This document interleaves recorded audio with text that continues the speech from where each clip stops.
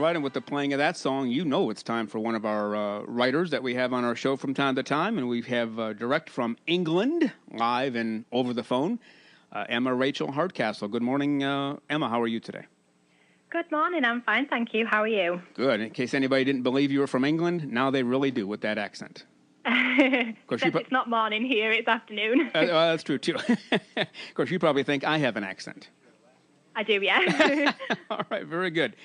All right, well, we talked a little off air, and we have some exciting news today we want to pass along on behalf of Emma Rachel Hardcastle.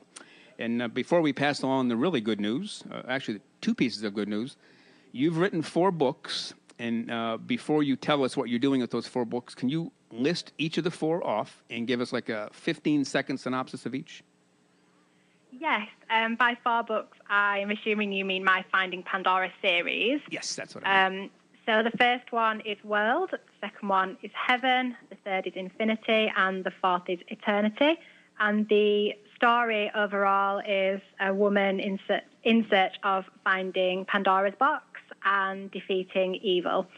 The first book is her meeting her new friends and discovering that she's been given some magic powers to help her find the box. The second is where she finds out where the friends live and meets their leader and explores their underground lair and begins to realise that there are more problems on this futuristic planet than she expected. The third book explores a little bit more of the planet, and she learns exactly where Pandora's box is and where she can find it, and the dilemmas that she's going to have to overcome in order to get there. And she meets up with a couple of old friends that she thought she'd never see again, a couple of people that she believed were no longer with us. And then the 4th book is a war between good and evil, and basically the conclusion of the book and what happens to her at the end. All right, very good. Now, the first piece of good news is you're doing something special with all 4 of those books. Tell us what that is. Yes. Each of the books at the moment is an individual ebook, and they were paperback books. However, I've decided that I wanted to make them into something a little bit more special, so I have collated them into one big novel and taken the individual paperbacks off sale. I'm indie published, so it's pretty easy for me to do things like that. Okay. And the ebooks are still available, but the first one's for free on any e-reader device, and I've basically just put them all in one big paperback and designed a lovely new cover, and I'm about to hold my first official book signing in the UK in July. All right. So you're taking all 4 books, you're combining them into one huge volume. How many pages will that huge volume be? Almost 700. Oh, very good. All 4 books combined into one, and they can buy that not quite yet, though, right? When is your release for that book? The ebook's available at the moment, but the paperback won't be out for probably 2 weeks. I just need to make a couple of last-minute changes to the lovely new cover that's been put on there, and then that'll be made available as well. But the ebook is up already. All right, very good. That's got to be exciting for you to not only have written those 4 books, and I know you've written others we'll get to in a minute, but to write those 4 books, and now they become popular enough that you can combine them into one huge anthology. Yeah, it's really exciting. It's been a challenge, and it's been so much fun.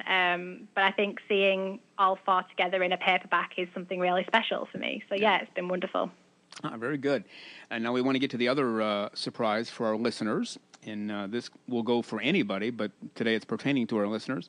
If you go to Emma Rachel Hardcastle's website, which she'll give you in a minute, you can actually download a book today for free just by signing up for her newsletter. Do I have the details right? Yes, you can actually get 2 free books on my website. One is through signing up, and the other is just a freebie. It's the first one in the 4-book series that we've just had a chat about, and that's just free all the time. It's perma-free, so anybody can go and get it at any time. But the other short story, which is called Forgotten Faith, is available when you sign up to the email subscription list through my website, which is erachelhardcastle.com. All right, spell Rachel for us. It's a little different over. It's a different spelling than we're used to over here. Yeah, it's Rachael. Rachael. So erachelhardcastle.com. That's right. And just so everybody knows, I did this myself. I think I did it on, it's either Friday or Saturday I did it, and downloaded my first book for free just by signing up for Emma's newsletter. So we're encouraging people to do that today. You can do it right now while you're listening to Dr. Paul's Family Talk. ERachelHardcastle.com. Sign up for her newsletter, and almost instantly she'll send you a link to a free book. That's like the best deal in town there, Emma. Yeah, it's really quick and easy to do as well. Yeah, very good. All right, so tell us, that's your big news. You got the 4 books combining into an anthology, but what other books have you written that are currently available? As well as the 4 individual books, there's the short story that you can get for free. It's a romance. It's one of the first books I ever wrote. That's a freebie, or it's 99 cents. Sorry, I had to convert that from pounds to dollars then in my head. It's 99 cents to download on Amazon. My other book is called Aeon Infinitum, and its subtitle is Run for Your Life, because it's the first of 3, so there will be a trilogy out eventually. And that's a post-apocalyptic book, so it explores what happens when the world ends and how the human race survives. All right. Will I still be here, or will I be gone? That's. Oh, we'll all be gone. Okay, that's kind of what I thought. That's kind of what I thought. Before I get into your writing style and writing patterns and all that good stuff, because a lot of people are interested in that. I believe everybody has a book inside of them to write, but they don't know how to go about it. And essentially the rules are different for every person, but it's good for them to hear what actual writers do. But before we get to that, you recently did something with either a 3rd or 4th grade class that I thought was beyond phenomenal. Can you tell us about that? Yes. Over here in England, I think they're Year 6 students, and they're about 10 or 11 years old at the end of their primary school years, and I was invited into the school. It's my old primary school where I used to go, so it's quite close to my heart. Okay. And I went in and did some work with the children, 2 different classes of them, across a day, just to get them to write some short stories based on a topic that they were learning at the time, which was World War II. And at the end, I surprised them and said that if they worked really hard that following week to finish the stories with their teacher and to edit them and learn what writing's all about and send them over to me, I would put them in some unique, one-off, self-published books for them, which is exactly what I did. And a couple of weeks later, when the books had been finished, we designed some covers and got lovely, glossy finishes to them, and I delivered them, and they were just overwhelmed with what they had achieved, and it was wonderful to see how excited they were over words on a page rather than video games and whatnot. So, I think it was just such a unique experience for them, something that not many children their age have had chance to do.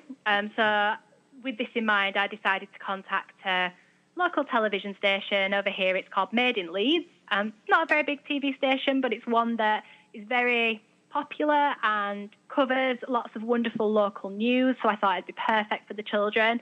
And within a few hours, they came straight back to us and said it sounded wonderful and they would love to do some filming. So the children actually got to be on television as well.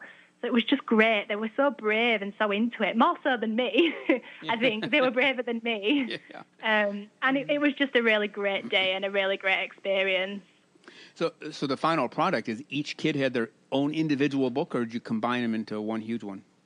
Well, at first they weren't actually supposed to get one each. We agreed it would be a special thing for the school. Okay. And we just did 2. Each class got their own, and we put them all in. But it was such a high demand from parents that were really proud, and grandparents, and the children wanted a book that had their own work in so they could sign it and keep it for the future. And so we agreed with the teacher that we would take as many orders as needed and make sure that any child that wanted one got one for themselves. So, now I think they've all got 1 or 2 each. There were some that wanted 2 or 3. Hey, this could be the beginning of a new career for you.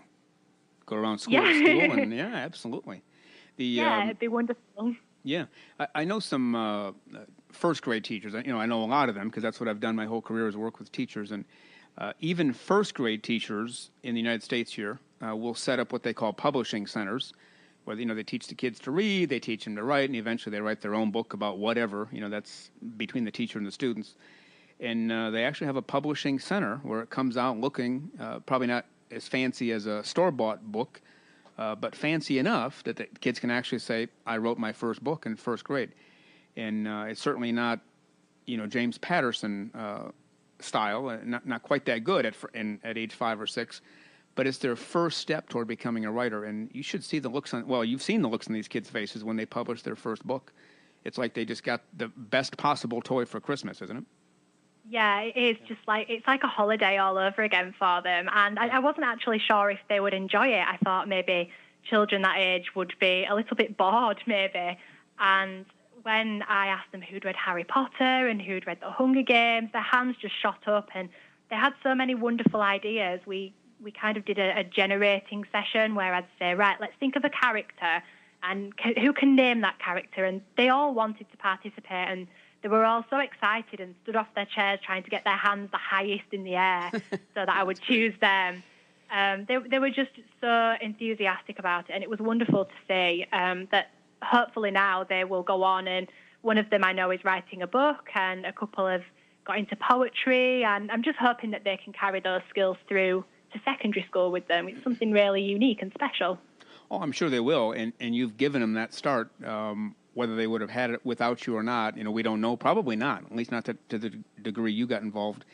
And I give you, as a former school principal, a gigantic hats off for getting these kids actually published, and they'll have that the rest of their lives too. It's not just they did it now and they throw it in the back room. They'll pull that out from time to time and show their kids and their grandkids and their friends forever. So I think you did a great job with that. Thank you. I hope that they do, and I would hope that any other writer in my position would perhaps consider doing the same as I am. And I don't intend to stop there. It would be wonderful to work with as many schools as possible. I think the more children we can give this opportunity to, the better. Yeah, exactly. That's a good word. If you're a teacher out there, or a parent, or a writer, I guess specifically a writer, what a great idea. Go in and work with an elementary school class and get them published. You want to get yourself published, maybe you are published. Now help them get their first book published. That's a great idea. Good work. Thank you. All right, now before we get into your writing style and writing patterns, let's go ahead and give that website once more, because we want people who are listening right now to log in, sign up for Emma's website, and then you'll get a free ebook in return. She sends you the link almost immediately. And give that website once again. It's erachelhardcastle.com, and it's spelled Rachel. All right, very good. And we'll give that once more before we go off, plus we'll put it on our podcast page. All right, let's talk about your writing patterns. Everybody has a different way to do it. They take a computer on the bus and they write on the bus, or they write when they get stopped by a train, or they have specific hours they set aside at, by golly, from 6 to 8 p.m. every night. Nobody better bother me because I'm busy writing. What is your style?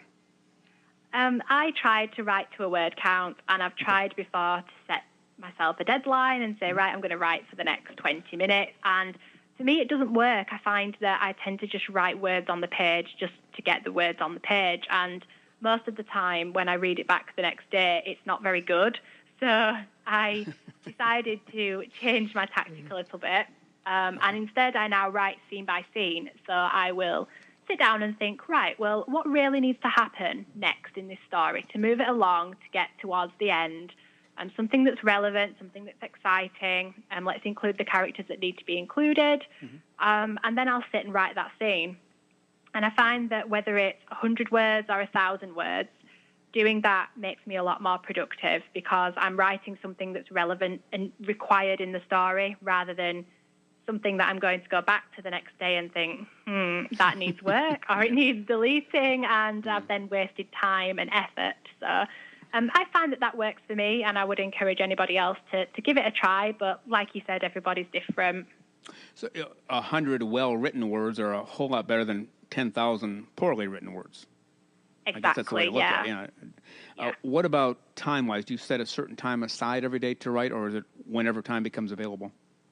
Well, I work full-time. I have an office job between about 8 a.m. in the morning and sort of 4 or 5 p.m. in an evening. Mm-hmm.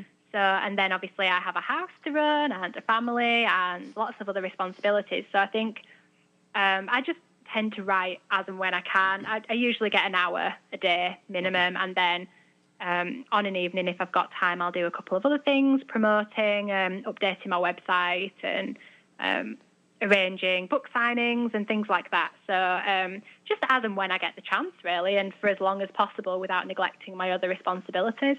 All right. Well, if you keep writing quality books like you have been, and you keep getting kids to publish books, you're soon going to be writing full time. There's no question about it. Oh, that would be wonderful. Oh, yes. That really would be wonderful. Well, let's give your website once again, and go to the website now. You can sign up for Emma's newsletter and get a free book downloaded to you. Go ahead, Emma. What's your website? It's www.erachelhardcastle.com. Rachel spelt Rachael. All right. Very good. And this is your second time with us. We'll have you on again. You're a terrific inspiration to all the writers out there. So thank you again, Emma Rachel Hardcastle, and you have a great day. Oh, thank you for having me on. All right, you bet. Anytime. We'll talk again soon.